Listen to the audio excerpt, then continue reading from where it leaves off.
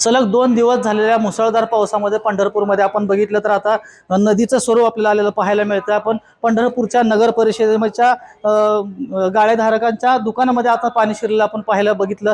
तर गेले 2 दिवस झाले मुसळधार पाऊस सुरू आहे आणि या पावसामुळे पंढरपूरच्या नगरपालिकेच्या बेसमेंट मधील गाळ्यामध्ये अक्षरशः दुकानात पाणी शिरल्यामुळे दुकानदाराचं नुकसान झालेलं आपल्याला पाहायला मिळतं। एकंदरीत आपण पाहिलं तर पंढरपूर नगरपालिकेच्या या अशा अनेक 2 शॉपिंग सेंटर आहे, या शॉपिंग सेंटरमध्ये सुद्धा पाण्यामध्ये पाणी शिरलेलं आपल्याला पाहायला मिळतं। परंतु या शॉपिंग सेंटरमधील गाळेधारकांचं तर अतोनात नुकसान झालेलं आपल्याला पाहायला मिळतंय। पंढरपूर नगर परिषदेच्या वतीने कोणत्याही प्रकारची उपाययोजना केलेली आपल्याला पाहायला मिळत नाही। एकंदरीत आपण पाहिलं तर आता जवळपास 31 मे पर्यंत पावसाचा रेड अलर्ट जारी राज्यामध्ये केलेला आहे। आपण पाहिलं तर या 2 दिवस झाले गेलेल्या पावसामुळे पंढरपूरच्या नगर परिषदेच्या जी व्यापाऱ्यांची गाळे आहेत त्यामध्ये पाणी शिरल्यामुळे अतोनात नुकसान झालं आपल्याला पाहायला मिळतंय। व्यापाऱ्यांकडून आता मागणी होत आहे की लवकरात लवकर पाणी नाही काढलं तर आणखी नुकसान होण्याची शक्यता वर्तवली जात आहे। माऊली डांगे, पुढारी न्यूज, पंढरपूर।